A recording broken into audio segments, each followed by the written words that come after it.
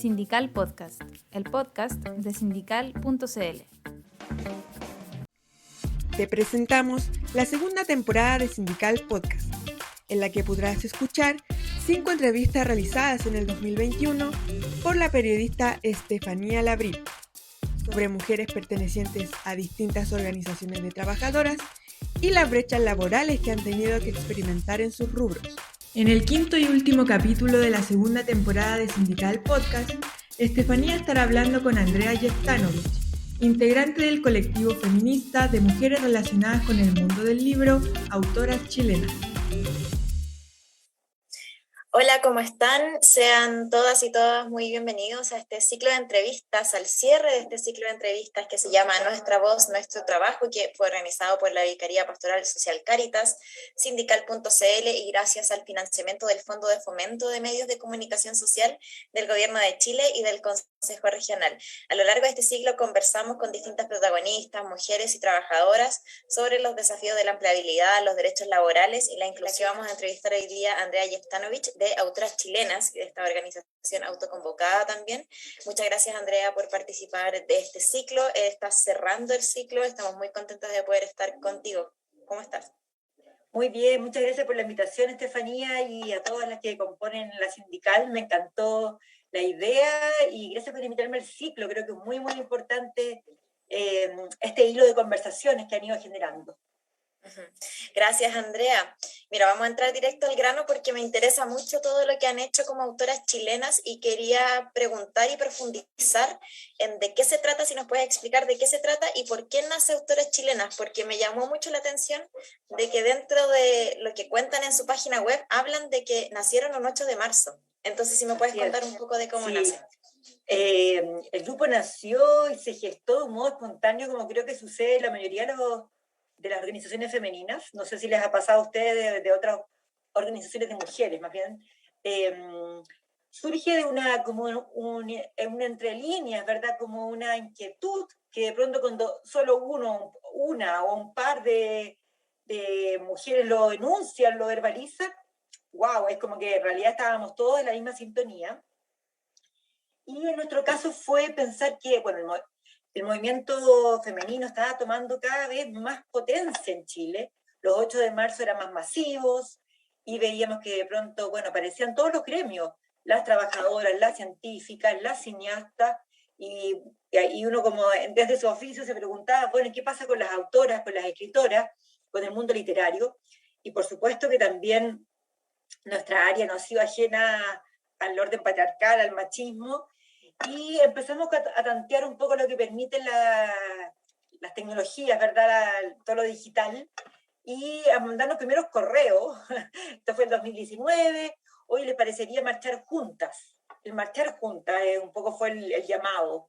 El aparecer en esta marcha, no como individuas, como solíamos ir a la marcha, sino con esta identidad de oficio que tiene que ver con la escritura. Y así, de un modo sorpresivo, la convocatoria fue bastante masiva, era un tanteo, y llegaron bastantes autoras. Y lo otro lindo que llegaron, perdón, tuve un problema técnico, disculpen, esto está en la casa, llegaron como, y se dio lo que se da en los movimientos feministas, intergeneracional, muchas generaciones distintas, así como autoras que habían realmente, que abrieron el campo del feminismo, que lo pensaron en dictadura, que venían de de las lecturas, habían tenido como una posta con el Memche en adelante, etc. Después autoras jovencísimas, y esa cosa un poco más heterogénea, distintas géneros literarios, algunas desde la academia, otras más del activismo, etc. Y fue pensar el canon literario. Esa fue nuestra primera inquietud. ¿Por qué habían sido borroñadas, omitidas las mujeres autoras en la tradición chilena? Y surgimos, ahí termino esta primera parte, surgimos con una pequeña campaña que hicimos en redes que se llamaba ¿Conoces a? Y poníamos nombres de autoras menos conocidas, sus obras, nada personal, sino también esa idea que si se conocen como por su escándalo, sino que esta autora tiene esta obra, y es importante, estos libros han sido importantes, y aparecieron muchos nombres de escritoras que habían dejado realmente un legado sustancioso, pero que eran omitidas en el canon, omitidas en las lecturas escolares, en las bibliografías universitarias. El sabías qué. Entonces ahí completábamos la frase con esta información y una foto de la autora. Y luego nuestro lema fue cuestiona tu canon. Así partimos. Qué linda historia, y estaba también, me llamó mucho la atención porque justo te iba a preguntar de lo mismo que tú ya anunciaste, que tiene que ver con este concepto de las históricas, las nuevas, sí, las consagradas y las emergentes. Y hablan en la página de hablar desde un lugar no victimizado. Eso nos hace pensar que quizás el mundo de la literatura, de la escritura, es un lugar victimizado, y si nos pudieras contar un poco más sobre eso, por qué se habla, por qué es tan relevante que sea un espacio no victimizado. Sí, a mí me gusta mucho, olvidé la teórica que lo dice, ¿eh? Pero como poner a la víctima de pie, como mostrar que tenemos dignidad, empoderarnos, porque aparte de pertenecer al mundo letrado ya habla de un poder simbólico, ¿verdad? Incluso de cierto privilegio, el haber podido estudiar, el poder haber armado tu oficio, publicar, y tal vez ha sido más bien esta cultura patriarcal, misógina, que ha puesto siempre quizás a la mujer autora como una víctima que cuenta su penosa vida, su represión, etcétera, y que seguramente hay eso, porque eso es parte de la historia, es parte de nuestra historia, quizás haber narrados, que haya narraciones acerca de ese lugar de víctima, pero las autoras no se reducen solo a eso. Si uno ve a María Luisa Bombal, la misma Mistral, que imagínense el premio Nobel, pasando por la generación del 50, y después antes, Marta Brunet, María Elena Gerner, de ahí en adelante, bueno, Yamela Altiti, Barros, etc.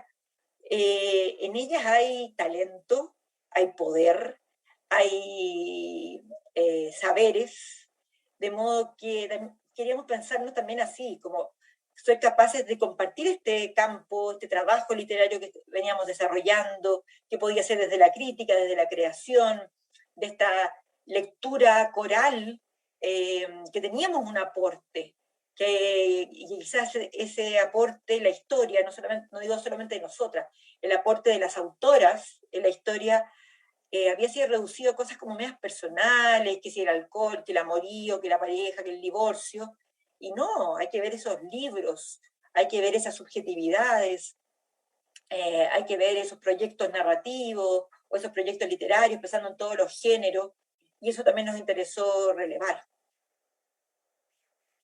Ya quiero entrar de lleno a la labor que cumplen. Me imagino que son todas muy diferentes las labores, porque me imagino que escribir es algo muy distinto, ser autora es algo muy distinto dependiendo de la experiencia de cada una. Pero desde tu experiencia, ¿me puedes comentar qué dificultades son en general a las que se ven enfrentadas mujeres autoras, más allá de la invisibilización, que es algo que ya has mencionado? ¿Qué otras barreras, brechas se han encontrado y que también las llevaron a organizarse? Sí, mira, junto con esta omisión, invisibilización, que sin duda ha sido, ¿verdad?, algo por lo que estamos luchando y se ha luchado desde mucho antes. También, yo diría, también hay una idea justamente de la no heterogeneidad, de pensar que todas las mujeres escriben igual, o sea, que todas las autoras producen un mismo tipo de literatura. Y ahí aparecen, ¿verdad?, los prejuicios, la literatura romántica, la autoayuda, como el diario de vida, pero todo, incluso el diario de vida, se puede hacer de una enorme potencia literaria, pero como proyectos de segunda orden, y que todos se parecerían, como que no habría esa riqueza en la tradición literaria universal. Luego, otra barrera más concreta y más medible es que algunas compañeras que tienen más experiencia en gestión cultural hicieron como un barrido de los fondos, los premios y las becas, y nos dimos cuenta que también ahí sufríamos una desvalorización. Ganábamos menos, como ocurre en todas las áreas, pero era un hecho así muy escandaloso, porque la diferencia era enorme en cuanto a fondos de las que habíamos sido beneficiadas, en los fondos del libro, Fondar, compras en las bibliotecas que repercuten en el autor, porque en el fondo las bibliotecas municipales a través de todo el país compran libros de determinados autores a través de las editoriales, de los sellos, pero por supuesto que tiene que ver con la visibilidad y con los ingresos del autor, los premios, los jurados, qué poca paridad había en los jurados literarios, en los ganadores, por ni hablar, en las delegaciones que viajan al extranjero, y así una serie de elementos que hacían que participábamos, una evidencia que estábamos participando en el ámbito literario de un modo muy injusto y muy subrepresentada. Y eso fue una pelea que dimos como casi a nivel más gremial con el fondo del libro, lo hicimos ver en las instancias correspondientes, un poco ahí y después nos acoplamos a una batalla que dieron más bien las universitarias, que fue que las bibliografías en las universidades fueran más paritarias, y que en áreas como la mía, humanidad y literatura, no hay justificación, porque hay muchísimas autoras, muchísimas teóricas, y fue introducir también eso en nuestros pequeños campos de trabajo, pero una pelea que se notó y que tuvo fruto.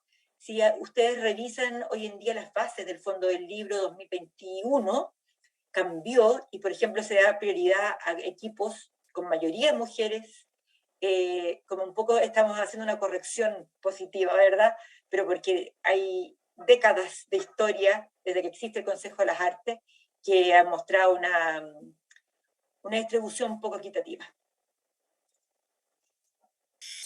Bueno, son hartas las dificultades y que curiosamente a lo largo de este ciclo hemos hablado con mujeres de organizaciones de distinta índole y se han repetido mucho estas experiencias. Quería saber en este marco qué cosas podrían ser clave como para resolver parte de estas situaciones. Sobre todo pensando lo que ser autora también es un trabajo y a veces no se considera así. Entonces, ¿qué tipo de cosas para ustedes o quizás para ti personalmente crees que son clave para poder resolver quizás alguna de estas brechas, para poder empezar a enmendar un poco el rumbo? Sí, bueno, desde muchísimos ámbitos, ¿verdad? Hay que pensar esto. Primero, saber nombrarlo. El lenguaje, qué importante es tener palabras. Así como antes, voy a dar un ejemplo más extremo, ¿verdad? Se hablaba de crímenes de pasión y ahora se llaman femicidios, ¿verdad? Tener las palabras, yo que vengo del área de literatura, es tan importante poder nombrarlas, ya eso despeja y establece, ¿verdad?, una categoría. No son crímenes de celos, de pasión, o el tema, ¿verdad?, del acoso. Estoy hablando de cosas más generales. Entonces, de pronto, tener las palabras para definirlos, y a veces incluso en ámbitos que se puedan contar con evidencia. Como te comentaba anteriormente, cuando uno dice que me siento omitida, sentimos que las autoras son omitidas, por ende ahí vamos a la bibliografía, vamos a las bibliotecas, las ediciones que todavía circulan, qué pasó con las antologías, qué pasó con la crítica, y luego como a un nivel más laboral, como aterrizarlo, como tú decías, ¿verdad? Que hay que aterrizarlo, contar con estudios, con cifras, para que esto no parezca algo como emocional, sino que tiene un asidero en la realidad, así como a veces se publican las estadísticas de los sueldos, de los honorarios, de la distribución de las tareas de las casas. Entonces, nombrar, tener políticas, generar políticas, tener iniciativas. De hecho, en esto que hablabas tú, que a veces es tan difícil como dimensionar como trabajo la literatura, y ahí estoy repitiendo yo, pero observábamos, me gusta más eso, me corrijo a mí misma, observábamos a partir de los relatos experienciales, de algunas dinámicas laborales, que era más fácil que a las mujeres nos pidieran cosas gratuitas, presentar libros, escribir prólogos, contratapas, con ningún tipo de beneficio. Y generamos algo que es bastante, que no fue complejo, ¿verdad? Que fue incluso entrar a la dimensión del dinero. Y hicimos entre todas y compartimos la información y creamos un pequeño instrumento, que luego pequeño, en esta gran lucha sería un pequeño instrumento, que es un tarifario. Todos estos trabajos que se hacen gratuitamente, cuando las mujeres están más a cargo de los cuidados, todas las políticas de los cuidados, empezamos justamente a decir, bueno, si la editorial me pide un prólogo, si me pide un informe de lectura, si me pide una traducción, si me pide una primera edición, y como teníamos esa timidez económica, fue decir, bueno, esto toma tantas horas, y más o menos en este rango, si nos piden escribir para la prensa, y así una serie de tareas, dar una clase, dar un taller, fuera de Santiago, dentro de tu ciudad, fuera de la ciudad, como condiciones dignas de trabajo.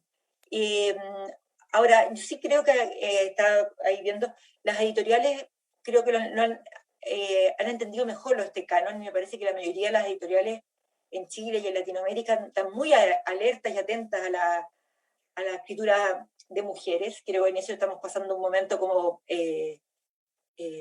hasta ventajoso, hay bastante interés y alerta, y también la crítica ha cambiado, pero es algo que tal vez es de los últimos 10 años.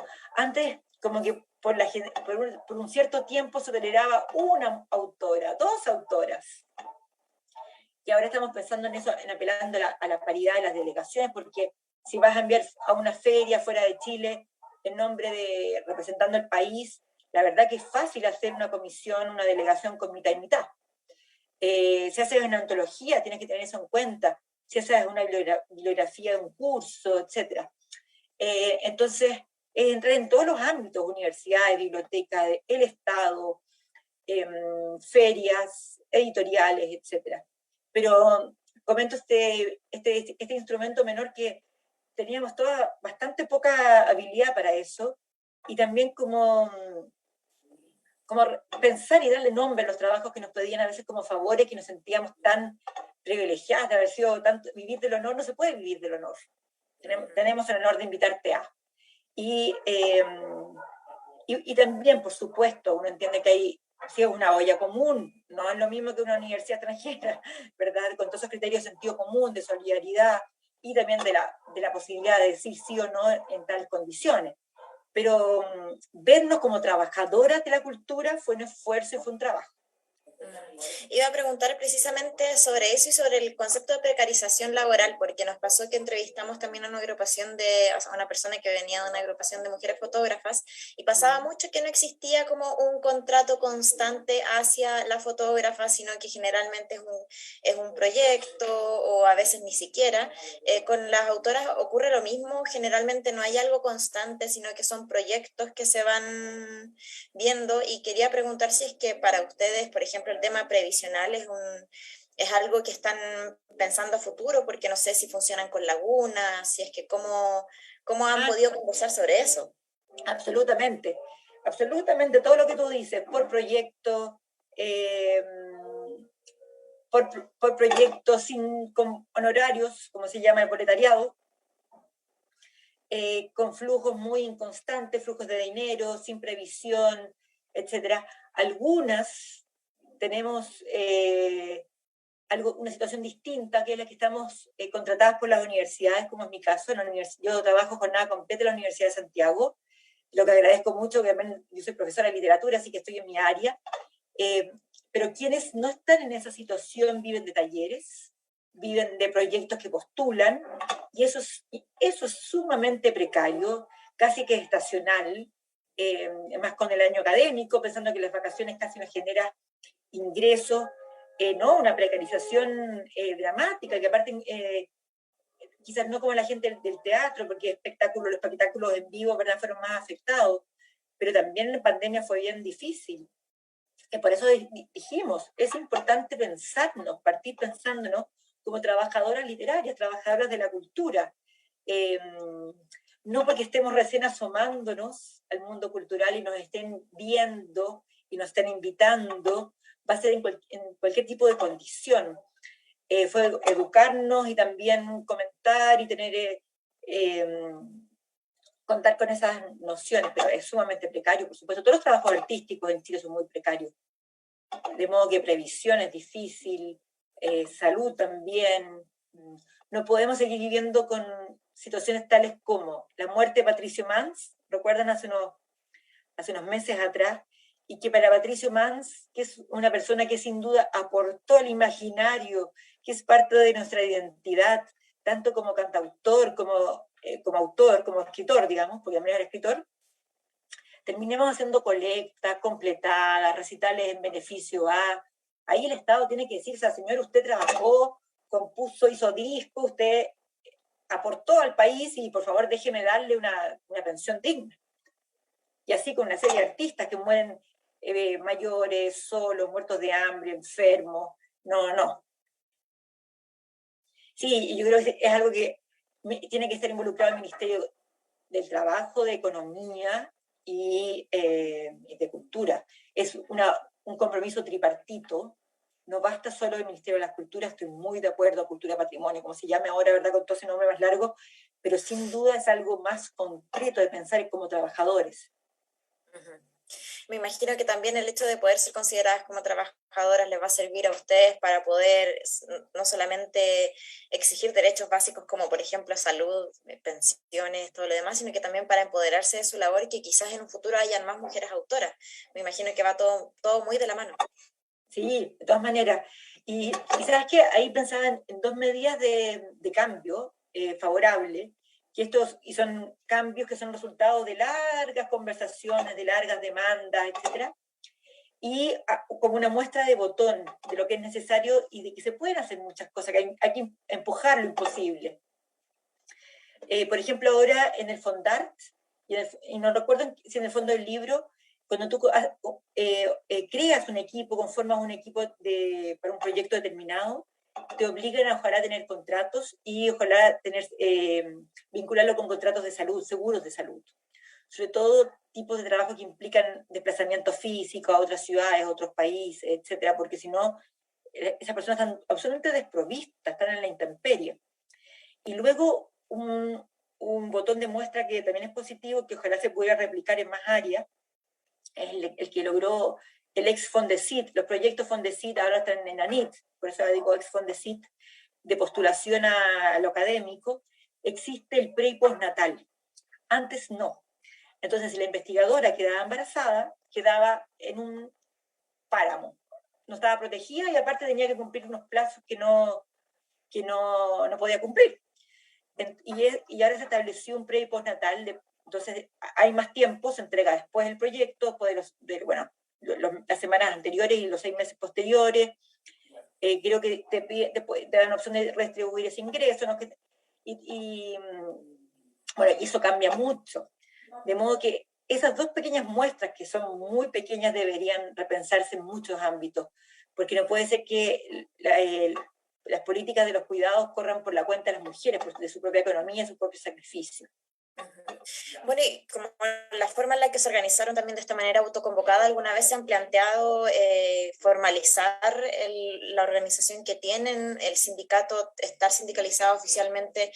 ¿Crees que haría una diferencia para poder exigir este tipo de cosas que son tan básicas, pero que claramente no estaban siendo consideradas? Sí, mira, como llevamos poco tiempo dentro y aparte que fuimos cruzados por estos macroeventos, estallido, revuelta y también pandemia, no hemos llegado a ese punto. Por ahora ha sido bien importante lo de colectivo feminista, y eso nos ha tomado bastante trabajo como definición, articular todas las visiones, todos los oficios, porque tú decías, es un grupo bien heterogéneo.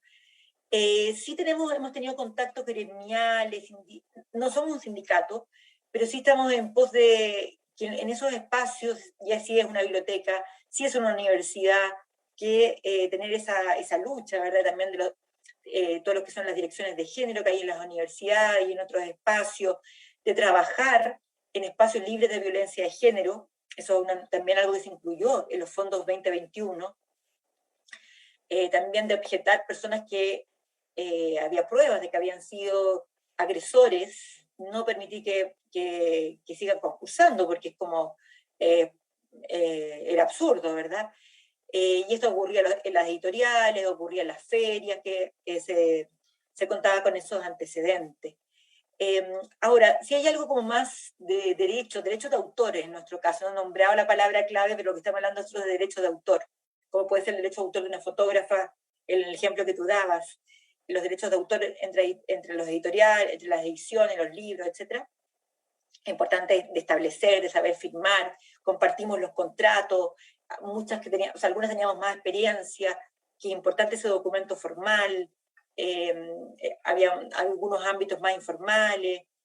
Sí hay algo que se llama SADEL, Sociedad de Derechos de Autor, que convoca autores y autoras que de algún modo lucha contra el plagio y contra algunas de estas instancias, y ahí es como una instancia más gremial. Pero ha sido más bien crear conciencia, porque pertenecemos a ámbitos laborales distintos, pero no sé si vamos a crear un sindicato, pero sí a crear conciencia sindical, sí. Perfecto. Sí, curiosamente nos pasó lo mismo conversando con la red de fotógrafas, también nos ocurrió que nos hablaban de que los derechos de autor no son considerados como derechos laborales, pero sí son muy importantes porque efectivamente son una forma de resguardar el trabajo de las personas que se dedican a esto. Nosotras ya estamos llegando, se nos fue el tiempo volando, estamos llegando al final de la entrevista, pero quería aprovechar estos últimos minutos para que nos cuentes un poco de qué podemos hacer desde fuera de la organización, o personas que quieran, autoras que quieran participar, qué actividades tienen, cómo podemos ser parte, ayudar difundiendo, como qué cosas podemos hacer las personas que estamos a este lado de la pantalla. Perfecto. Bueno, primero les pedimos que nos sigan en las redes para contactarnos. En Twitter es @autorachilenas, en Instagram @ouch, en Facebook creo que también es Autoras Chilenas. Ahí vamos publicando las actividades. La verdad que estamos todas medio remecidas con la pandemia porque, bueno, desde penurias económicas, estrés, gente que tuvo familiares enfermos, estamos todos, ¿verdad?, un poco resituándonos en nuestra semi-normalidad, semi-post-pandemia, porque estamos viendo que nada es definitivo, esto nos va a acompañar por bastante tiempo. De modo que las cosas literarias las hemos tenido un poco en suspenso. El año pasado lo que sí, un grupo al que yo no pertenezco, así que les doy las flores a ella, un grupo de 4 escritores colaboraron, juntamos muchos libros nuevos y aportamos a ollas comunes. Así que ese tipo de iniciativas las hemos ido convocando. Y también, no mencioné, pero la voy a mencionar brevemente, hemos hecho bastante gestión, o sea, como impulso político, con algunas, como hacer ver ministras de la mujer que tenían cero visión feminista. Hemos participado de marchas, de denuncias en casos de femicidio, hemos seguido algunos de los juicios emblemáticos que lamentablemente hemos visto estos últimos 2 años hacia las mujeres, y todo lo que tenga que ver con derechos de las mujeres estamos ahí pensando como una plataforma de difusión, de discusión. Bueno, son cosas muy interesantes, pero eso también es lo que nos preguntan aquí por interno. ¿Qué requisitos hay para ser parte de autoras chilenas? ¿Qué es lo más que nada tener un libro publicado. Ya. Un libro publicado, el tema de la autoría, de la literatura, y ahí las contactamos y hay una pequeña entrevista, pero sí. Y por supuesto cuando decimos mujer, superamos, autoras chilenas, ¿verdad? Plus, más, está más allá de la biología, por supuesto. Perfecto. Muchas gracias, Andrea. Andrea le tocó cerrar este ciclo y que estamos muy orgullosas de haberlo podido sacar. Además de Andrea, conversamos con Beatriz Roque, que fue nuestra primera entrevistada, que ella es de la red de politólogas. Tuvimos una conversación súper interesante sobre qué es trabajar en política, que a veces también ocurre mucho esto también de que se considera que casi que trabajar en política a veces se combina con el voluntariado, pero es un trabajo. Claro. Hablamos con... Sí, ocurre mucho en casi la palabra voluntariado, favores, claro, sí. Sí. Muy tramposo. Y conversamos también con Yuli Galle, conversamos con Valeria Alessandrini, también fotógrafa, que fue muy interesante hablar. Se cruzaron muchos de los temas con Valeria, sobre todo el tema de derecho de autor, que yo creo que es muy importante también la concientización de que los derechos de autor también son parte de los derechos laborales de las personas que crean cosas. La entrevista pasada fue con Daniela Nilo y Tamara Miranda, de Más Mujeres Líderes, que también fue muy interesante. Y esta entrevista que acabamos de tener ahora con Andrea, a quien agradecemos mucho por ser parte de este cierre. Estamos cerrando con fuegos artificiales este ciclo. ¡Ay, qué honor haber cerrado el ciclo! Gracias, Estefanía, gracias Luna por invitarme, a Fernanda también, y espero que estemos, bueno, quedamos contactadas Sí, y nos por seguiremos supuesto. y estaremos conversando en futuros proyectos. Sí, Claro. por supuesto. Y también si es que llegaron más tarde a la entrevista y quieren verla desde el principio, la pueden encontrar en el Facebook de Sindical y también va a estar en la página sindical.cl, donde además va a haber una nota con esta conversación para que la puedan revisar y no se la pierdan, porque de verdad que de principio a fin estuvo muy interesante. Así que muchas gracias, Andrea, a toda la gente que nos está viendo y nos encontramos en una próxima oportunidad. Muchas gracias, que estén bien. Chao. Sindical Podcast es un proyecto de sindical.cl, medio digital independiente, perteneciente a la Vicaría de Pastoral Social Cáritas.